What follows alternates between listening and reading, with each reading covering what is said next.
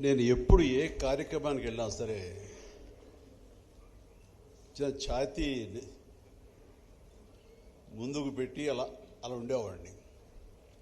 First time ఎందుకో ఈ సభలో చాలా చిన్నవాడిని, చాలా నా స్థాయి నాకు ఇంతేనా అని తెలిసొచ్చేలాగా ఈ రోజున ఇక్కడ సభికులు కానివ్వండి, ఇక్కడున్న నిష్ణాతులు కానివ్వండి, వీళ్ళందరి సమక్షంలో నేను చాలా చిన్నగా అనిపిస్తున్నాను.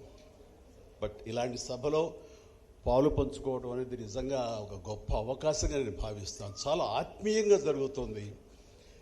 చాలా కావలసిన వాళ్ళు, గొప్ప గొప్ప వాళ్ళు చెప్పాలంటే చీఫ్ జస్టిస్ దగ్గర నుంచి, రిటైర్డ్ జస్టిస్ దగ్గర నుంచి, వరప్రసాద్ గారు లాంటి నిష్ణాతులు అండ్ రమేష్ గారు లాంటి ఐఏఎస్ ఆఫీసర్లు, ఐపీఎస్ ఆఫీసర్లు, ఎంతోమంది ఇక్కడ మహామహులందరూ ఈ విచ్చేసి సభకు ఒక గొప్ప నిండుదనాన్ని తీసుకొచ్చారు. దానికి ప్రధానమైన కారణం ఈరోజు ఇక్కడ ఎవరికైతే సన్మానం జరుగుతుందో, ఎవరైతే దీనికి హీరోగా ఈ సభా కార్యక్రమానికి ముఖ్యంగా సన్మానకర్త ఉన్నారో ఆ సతీష్ రెడ్డి గారి మీద గౌరవంతో ఇంతమంది ఇక్కడ రావటం, అందులో నేను పాలు పంచుకోవడం అనేది నాకు చాలా చాలా సంతోషంగా ఉంది. ఇక్కడ స్టేజ్ మీద ఉన్నటువంటి మంత్రివర్యులు, నా మిత్రులు సత్య గారికి, అలాగే రాజకీయ ధురంధరుడు కేవీపీ గారికి, ఎమస్కో సంస్థ స్థాపకులు విజయ్ కుమార్ గారికి, అలాగే పత్రికా రంగంలో సీనియర్ మోస్ట్ వ్యక్తులు రామచంద్రమూర్తి గారికి, ఇతర పెద్దలకు, అలాగే పట్టాభిరామ్ గారి సత్యమణి జయమ్మ గారికి, ప్రతి ఒక్కరికి మనిషికి ప్రతి ఒక్కరి నా హృదయపూర్వక నమస్కారాలు తెలియజేసుకుంటున్నాను. ఈ సినిమా సభలకు ఎప్పుడు వెళ్ళినా సరే చాలా అద్భుతంగా మాట్లాడి వస్తుంటాం. మా గ్రిప్పున సబ్జెక్ట్ కాబట్టి, అంత తెలిసిన ఫ్యాన్స్ ఉంటారు కాబట్టి. ఇక్కడ వీళ్ళందరినీ చూస్తూ మాట్లాడాలంటే ఎక్కడ చిన్న బెరుగ్గా, చిన్న ఇదిగా అనిపిస్తుంది నాకు. కాబట్టి మీరు నాకు ధైర్యం ఇవ్వాలి. Thank you. ఎందుకంటే పెద్ద సైంటిస్టులు ఇక్కడ ఉన్నారు, నేను ఏం మాట్లాడగలను. పెద్ద న్యాయమూర్తులు ఇక్కడ ఉన్నారు, కొంతమంది డాక్టర్లు ఉన్నారు, లాయర్లు ఉన్నారు, ఐఏఎస్ ఆఫీసర్లు ఉన్నారు, ఐపీఎస్ ఆఫీసర్లు ఉన్నారు. ఇంతమంది మీ ముందు నేను మాట్లాడాలంటే కనుక ఎక్కడైనా ధైర్యం కూడగట్టుకుని నేను మాట్లాడాల్సి వస్తుంది, మాట్లాడతాను. నేను ఫస్ట్ టైం ఈ రోజున ఈ సభ చూస్తుంటే ఒక అద్భుతమైన సంగమంలా అనిపిస్తుంది. ఒక మనస్సుల్ని, మానసిక రుగ్మతల్ని దూరం చేసి కుటుంబాలను నిలబెట్టినటువంటి ఒక మహనీయుడి యొక్క జ్ఞాపకం, అలాగే ఒక భారతదేశానికి ఒక రక్షణ కల్పించి, రక్షణ కవచాన్ని అందించి అత్యద్భుతమైనటువంటి స్థాయికి చేరుకున్న మన తెలుగు బిడ్డ ఈరోజు సన్మానం పొందటం, ఈ రెండిటి కలయిక మాత్రం అత్యద్భుతం. అది నా సమక్షంలో నాకు అవకాశం లభించడం అనేది నేను గొప్పగా ఫీల్ అవుతున్నాను. నాకు ఫస్ట్ టైం పట్టాభిరామ్ గురించి మాట్లాడంటే, బీవీ పట్టాభిరామ్ గారి గురించి 30 ఏళ్ల క్రితం ఇక్కడ నేను షూటింగ్ అది వస్తున్న సమయంలో యండమూరి వీరేంద్రనాథ్ అండ్ జంధ్యాల గారు నాకు ఒక వ్యక్తిని పరిచయం చేశారు. నీకు చాలా ఇంట్రెస్ట్ కదా మ్యాజిక్ అంటే, ఇలా హిప్నాటిజం అంటే నీకు ఇంట్రెస్ట్ కొద్దీ ఒక వ్యక్తి ఉన్నారు, పరిచయం చేస్తానంటే ఫస్ట్ టైం బీవీ పట్టాభిరామ్ గారు నాకు పరిచయం చేయడం జరిగింది. ఆయనతో కూర్చోబడి సమయం తెలిసేది కాదు. నాకు ఉన్నటువంటి ఆ మ్యాజిక్ ఇంట్రెస్ట్ కానివ్వండి, హిప్నటైజ్ చేయాలన్న కోరిక కానివ్వండి, ఇవన్నీ కూడా చూపిస్తూ ఆ తర్వాత ఆయనతోటి మాట్లాడుతుంటే ఇన్ డెప్త్ ఏమిటి ఆయన అంటే కనుక, ఆయన ఒక పర్సనాలిటీ డెవలప్మెంట్ కోర్స్, మనుషులు ఎలా నడుచుకోవాలి, మన కర్తవ్యాలు కానీ మన ధ్యేయాలు కానీ ఏ రకంగా మనం నిర్దేశించుకోవాలి, వాటిని అధిగమించడానికి, వాటిని సాధించుకోవడానికి మన లైఫ్ స్టైల్ ఎలా మార్చుకోవాలి, మన మనస్తత్వం ఎలా మార్చుకోవాలి, మన దారి ఎలా ఏర్పరచుకోవాలనే దాని మీద సుదీర్ఘంగా మాట్లాడుతుంటే ఫస్ట్ టైం ఒక వ్యక్తిత్వ వికాసం గురించి మాట్లాడటం వినటం ఫస్ట్ టైం నాకు. అప్పటిదాకా నాకు అదో సబ్జెక్టు ఆ రంగా చెబుతారని తెలియదు. ఏదో పిచ్చివాళ్ళని బాగు చేయడానికి సైకాట్రిస్టులు ఉంటారు, సైకాలజిస్టులు ఉంటారు అనుకున్నాను తప్ప తెలియదు. సో చూస్తుంటే నేను ఎన్నో తప్పులు చేస్తున్నాను, ఎన్నో తప్పులుగా ఆలోచిస్తున్నాను. ఇవన్నీ కూడా సరి చేసుకుంటే కనుక నేను మరింత ఉన్నత స్థాయికి వెళ్ళడానికి ఇలాంటి టిప్స్ నాకు దోహదపడతాయి కదా అంటూ ఆయనతో ఇంకొంచెం నేను పరిచయం పెంచుకోవడం జరిగింది. ఆ క్రమంలో ఆయన చెప్పే కొన్ని ఎగ్జాంపుల్స్ కానీ మానసిక రుగ్మతలు ఏ రకంగా ట్రీట్ చేసి వాళ్ళు ఎలాగ బాగుపరిచారు, తద్వారా ఆ మనిషి బాగుపడితే ఆ కుటుంబాలు ఏ విధంగా సంతోషాన్ని వ్యక్తం చేస్తున్నాయి అంటూ ఆయన చెబుతుంటే కనుక అది నేను అన్వయించుకున్నాను, కొన్ని ఆచరించడానికి నేను ప్రయత్నం చేశాను. ఆ రకమైనటువంటి చక్కటి పరిచయం ఉంది. ఆయన పుస్తకాలు అవి అప్పుడప్పుడు చదువుతుంటున్నాను. ఆయన చదువుతుంటే ఆ పుస్తకాలు చదివినట్లుగా అనిపిస్తుంది, ఆయన పక్క నుండి ఆయన మాటలు వింటున్నట్లుగా అనిపిస్తుంది. అంత సరళమైన భాషతో ఆ పుస్తకాలు అవి ఆయన చదువుతూ ఉంటుంటే కనుక ఎప్పటికప్పుడు నన్ను నేను కరెక్ట్ చేసుకోవడానికి, నా తప్పుల్ని ప్రక్షాళన చేసుకోవడానికి, నన్ను నేను సరైన మార్గంలో పెట్టుకోవడానికి పట్టాభిరామ్ గారు లాంటి రాసిన ఆ రాతలు నాకు ఎంతో ఉపయోగపడుతూ వచ్చాయి. అలాంటి వ్యక్తికి సంబంధించినటువంటి ఈ ఒక అవార్డుని ఇవ్వాలి అన్న ఆలోచనకి విజయ్ కుమార్ గారిని నేను మనస్ఫూర్తిగా అభినందిస్తాను. ఆ సలహా ఇచ్చినటువంటి రామచంద్రమూర్తి గారిని కూడా నేను అభినందించక తప్పదు. ఎందుకంటే ఒక మనిషి ఏమిటంటే మనిషి మన మధ్యలో లేనప్పుడు ఆయన విలువ మరింత తెలుస్తుంది. భావితరాలకి వాళ్ళ గురించి మనం చెబితే కనుక వాళ్ళు మరింత ప్రభావితం అయ్యి వాళ్ళ జీవితాన్ని మరింత సార్థకం చేసుకోవడానికి ఎంతో ఉపయోగపడుతుంది. ఆ రకమైనటువంటి ఒక సేవ చేస్తున్నటువంటి పట్టాభిరామ్ గారి పేరు సంబంధించి వారిని మనస్ఫూర్తిగా అభినందించాలి. అయితే ఇక్కడ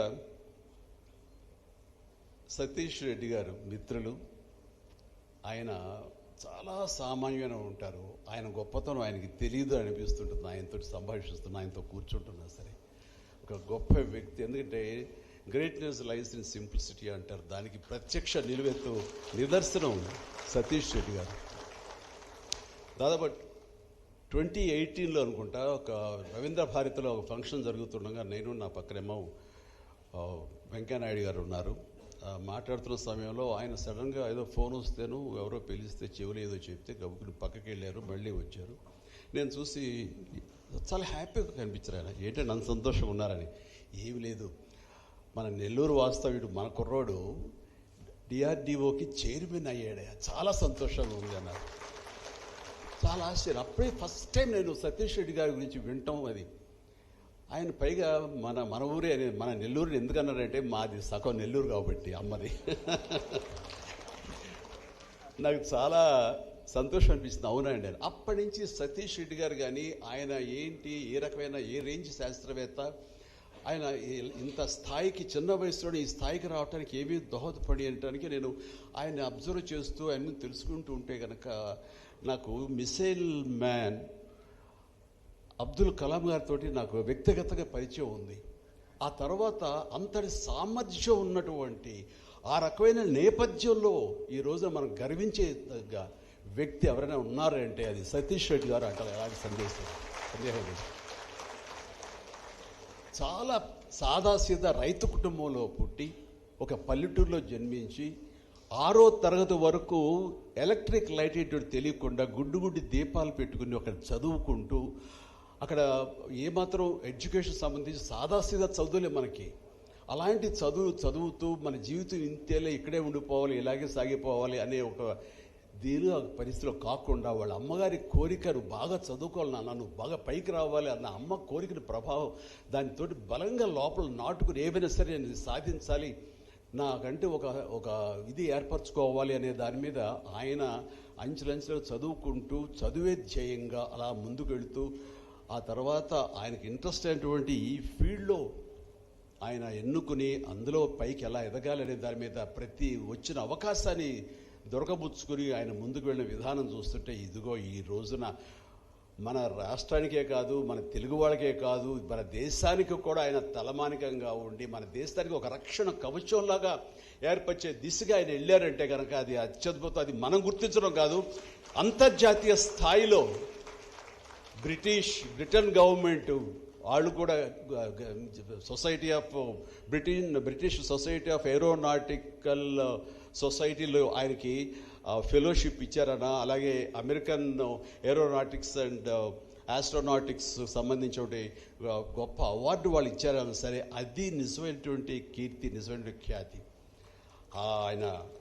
ఆయన సర్వీసెస్ తోటి ఆయన ఏదైతే మిసైల్స్ చేశారో అలాంటివి అగ్ని 5 నుంచి రుద్రం వరకు, అలాగే మిషన్ బాలిస్టిక్ మిషన్స్ దగ్గర నుంచి శక్తి మిషన్ వరకు, అంటే శాటిలైట్స్ని కూడా మనం ఛేదించేటటువంటి ఆ స్థాయి టెక్నాలజీని ఆయన మన దేశానికి, మన భారతదేశానికి అందించారంటే కనుక అది గొప్ప గొప్ప దేశాలు కూడా ఈ రోజున ఆయన పుణ్యం అంటూ ఆయన చేసిన కృషి మూలంగా, ఆయన మనకు అందించిన టెక్నాలజీ మూలంగా అమెరికా, రష్యా, చైనా తర్వాత మన దేశం ఆ స్థానం ఆక్రమించి టాప్ 4లో మన దేశం ఈ రోజున రక్షణ సంబంధించి, డిఫెన్స్ సంబంధించి ఉందంటే కనుక అది సతీష్ రెడ్డి గారి పుణ్యం. ఆయన లీడర్షిప్లో ఆయన శిష్యులు కానివ్వండి, ఆయన నాయకత్వంలో మిగతా సైంటిస్టులు కానీ వీళ్ళందరూ కలిపి ఇచ్చినటువంటి గొప్ప సహకారం మన భారతదేశానికి. అలాంటి వారి గురించి ఈ మాటలు చెప్పే అవకాశం నాకు లభించడం, ఆయన కూడా మా ఫత్తేఖాన్పేట వాస్తవ్యులు, నెల్లూరులో అని చెప్పడానికి చాలా గర్వంగా ఉంది. సో చాలా సంతోషం. నేను హాఫ్ అనుకోండి నెల్లూరు, కానీ అలాంటి నెల్లూరు వాళ్ళు చాలా సాధిస్తారు. అందులో నేను కూడా కొంచెం ఆ బాటలో కొంచెం ముందుకెళ్ళి నా ఎంటర్టైన్మెంట్ నేను కొంచెం సాధించగలిగాను. అండ్ ఇది ఇక్కడ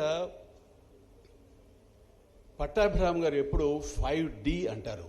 ఒకటి duty, devotion, dedication, determination, decision.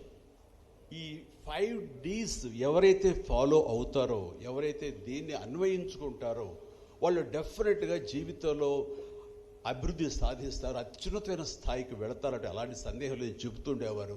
నాకు తెలిసి సతీష్ రెడ్డి గారు ఆ రకమైనటువంటి 5Dల్ని చాలా ఢీకొంటూ చాలా ధీటుగా ముందుకు వెళ్ళారు అంటే ఎలాంటి సందేహం లేదు నాకు. అది అనుభవపూర్వకంగా నేను కూడా అదే దిశగా నాకున్న స్థాయిలో, నాకున్న పరిధిలో, నాకున్న ఈ ఎంటర్టైన్మెంట్ ఫీల్డ్లో అదే దిశగా వెళుతున్నాను కాబట్టి నేను అనుభవపూర్వకంగా చెప్పగలను. అలాగే విదురుడు మహాభారతంలో ఏవేవి కొన్ని ఆరు బ్యాడ్ క్వాలిటీస్ని వదిలేయాలని చెప్తారు. అది ఒకటి అతి నిద్ర, అలాగే జడత్వం, అలాగే ప్రొకాస్టినేషన్ అంటే పోస్ట్పోన్ చేయటం ఏదైనా ఒక డెసిషన్ తీసుకోవాలంటే, అలాగే సోమరితనం, ఆలస్యం, అలసత్వం, ఇలాంటివన్నీ కూడా ఒక 5-6 ఉన్నాయి. ఈ యొక్క క్వాలిటీస్ని మనం వదులుకుంటే గనక ఖచ్చితంగా ప్రతి ఒక్కళ్ళం కూడా ఈ రోజున సతీష్ రెడ్డి గారి లాగా మన ఈ అవకాశాలు ఉంటాయి మన ఫీల్డ్స్లో. సో ఆయన అధిరోహించినటువంటి ఈ హైట్స్, దానికి ఎంతైనా సరే ఈ యొక్క అవార్డు అర్హులు. ఈ award first time Vijay Kumar నాకు నచ్చింది ఏంటంటే, ఒక అవార్డు పెట్టినప్పుడు ఆ అవార్డు ఎవరికి ఇస్తామనే దాని మీద దాని ప్రతిష్ట ఉంటుంది, దానికి గౌరవం ఉంటుంది. అది కరెక్ట్ అయినటువంటి పర్సన్కి సతీష్ రెడ్డి గారిని ఎంచుకోవడం, సతీష్ రెడ్డి గారికి ఈ అవార్డు అందివ్వటం అన్నది మన పట్టాభిరామ్ గారి అవార్డుని మెమెంటోకి, ఆ అవార్డుకి ఒక ప్రత్యేకత వచ్చింది, ఒక గుర్తింపు వచ్చింది. భవిష్యత్తులో కూడా మళ్ళీ విజయ్ కుమార్ గారు ఈ అవార్డు ఎవరికి ఇస్తారు అనేది ఒక క్యూరియాసిటీ అనేది ఏర్పడింది. సో అంత గొప్ప వ్యక్తి యొక్క అవార్డుని ఇంత గొప్ప వ్యక్తికి ఇవ్వటం ద్వారా పట్టాభిరామ్ ఈ అవార్డు ఒక ప్రతిష్ట నెలకొంది, ప్రతిష్ట పొందింది. అంతటి గొప్ప అవార్డు ఫ్యూచర్లో ఇది అలా కొనసాగుతూ ఉండాలని, గొప్ప గొప్ప వాళ్ళని ఎంకరేజ్ చేస్తూ ఉండాలని విజయ్ కుమార్ గారు ఈ అవార్డుకి ఎంపిక చేయడంలో భారతదేశంలో, యావత్ భారతదేశంలో గొప్ప గొప్ప పేర్లు తీసుకొచ్చిన వాళ్ళు, ఒక ఎగ్జాంపుల్గా నిలబడిన వాళ్ళు, ఫ్యూచర్ యూత్కి స్ఫూర్తిని అందించే దిశగా ఆ విధంగా మీ వంతు సహకారం చేయాలని అండ్ మనస్ఫూర్తిగా నేను మీరు చేస్తున్న ఈ కార్యక్రమానికి నేను హాజరైనందుకు కానీ నన్ను పిలిచినందుకు నా ధన్యవాదాలు తెలియజేస్తూ, వచ్చిన ప్రతి ఒక్కరికి నా హృదయపూర్వక నమస్కారాలు తెలియజేసుకుంటూ ధన్యవాదాలు తెలుపుకుంటూ సెలవు తీసుకుంటాను. జై హింద్.